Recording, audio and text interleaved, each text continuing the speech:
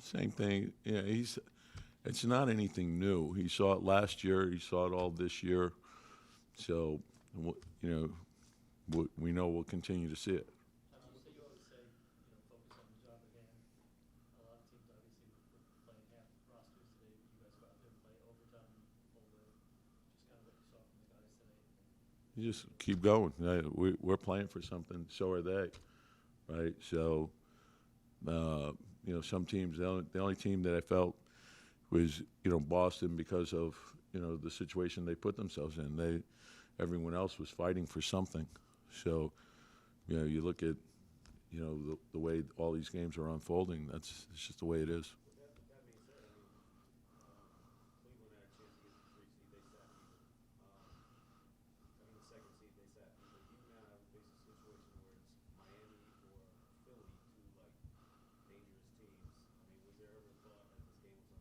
We just play. We just play. We play. I can't speak for Cleveland. Cleveland does what they feel is best for their organization. We do what we think is best for our organization. Tom, do you feel like that's something that you guys just can't turn off? Like that sort of competitiveness is kind of. I mean, really. I mean, the object is to win, right? So, put everything you have into winning. That's the bottom line. Coach, the way OG defended DeMar down the stretch in the fourth quarter, you've coached a lot of good defenders. For him to be able to get the ball out of DeMar's hands and put the game on the line twice in the same possession, how special was that? Yeah, well, what I loved about the way OG handled today, and our team for that matter, was we went through some ups and downs, and we took a good hit. We were behind, and we didn't play great, but in the end, we found a way to win. And you gotta win different ways. And I love that he stayed with it. So he showed a lot of mental toughness, and DeMar's a load to deal with on every possession. I think he knows him well. And sometimes he's going to make he's got the ability to make shots. He's a great shot maker, one of the best. And OG, the thing I love, even if he's going to make you work, even if you score on him, he's going to come back the next time and do it again and again and again. And that's what you love. You love that about him, his staying power, right? And then he found a rhythm offensively. So, we need him at his best. Do you feel like he had a little limp there? Is he okay? Is everything? Well, everyone has a little limp. I mean, if you're playing hard, you got something. There's 82 games into the season. I mean, Jesus. I don't know. They just told me he was unavailable the second half. So, yeah, just more probably precautionary. So, we'll see. Yeah, I just it was quick during the game. He just said he was unavailable the second half. So, you go from there. You guys 50 wins, second seed with all the injuries you guys had. Just what is it kind of looking back at this now? Well, and the thing is, every season when you go into the season, there's a number of possibilities and a number of things that you're going to have to navigate through. And that's what I loved about this team. And it was right from the start. Mitch got hurt, then Julius, then OG, then so we don't have a starting front line. But then we had a number of guys step up and just play great. And I think that's important for the team to see what Jalen did, to see what Josh Hart did, to see Isaiah, Dante. It was good. And you have to be a team. It's not the best individuals. It's the best team. And so there was no quit in this team. They fought every night.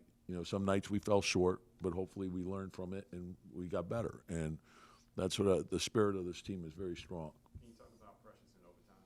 Yeah, it's huge. And the thing that was going back and forth was, Vucevic was a load to deal with, but also when they went small, and when teams go small, what Precious gives you is the ability to switch. So I thought that was important for us as well. And then he had a big putback too, so he did some really good things for us. There was a lot of wide margins just across the league. Does a game like this, playing a game like this, set the tone for what it's going to take in the playoffs, or is this just the way? Well, I think everything does matter. And that's just me personally.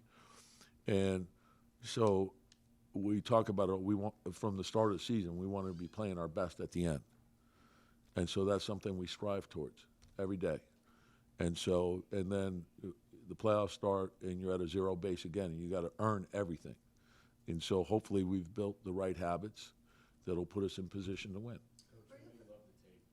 We know you knew Anunoby, Thibodeau, these guys before they got to the team. But now that you've had about a half season with all of them, what have you learned about them as players, and how will that help the team in the playoffs? Well, one, they're high character guys. They care about the team, and that's important to us as an organization. So I think Leon and his staff have identified those type of players, and I think they come in, they fit in. And even the guys that aren't in the rotation, they're adding a lot to our team as well with the way they prepare and the way they practice and the way they support each other. And so we always talk about we have to be the best team. Be the best team. It's not the best individual. Be the best team. Just stay with it. Like we messed up a couple things. Just fix it. Do the things that we have to do to get back in position to win the game. So, and that's what you love about these guys. They're going to keep fighting. They're not going to throw the towel in. They're going to fight.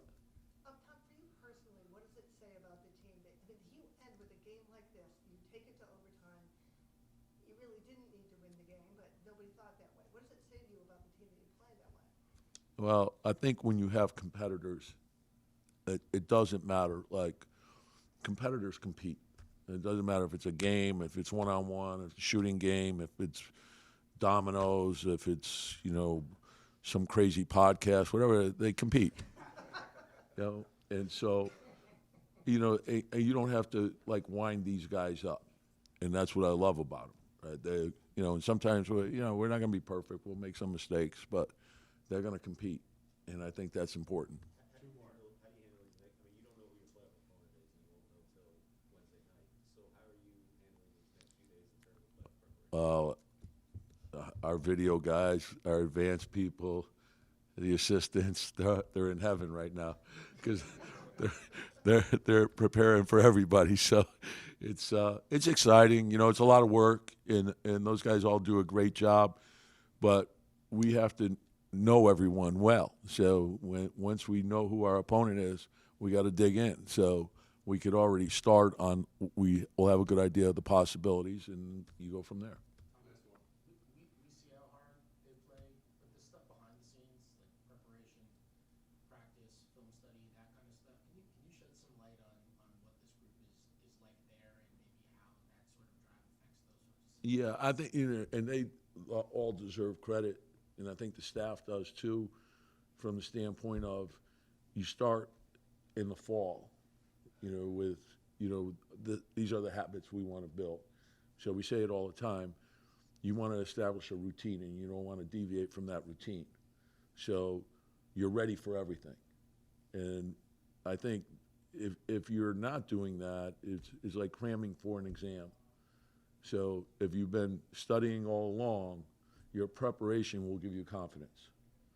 Yeah, but if you haven't been, and then all of a sudden you're trying to make up, it's like, like if a player says to you, I want more plays run for me, and then he never works on shooting, right? It's incongruent.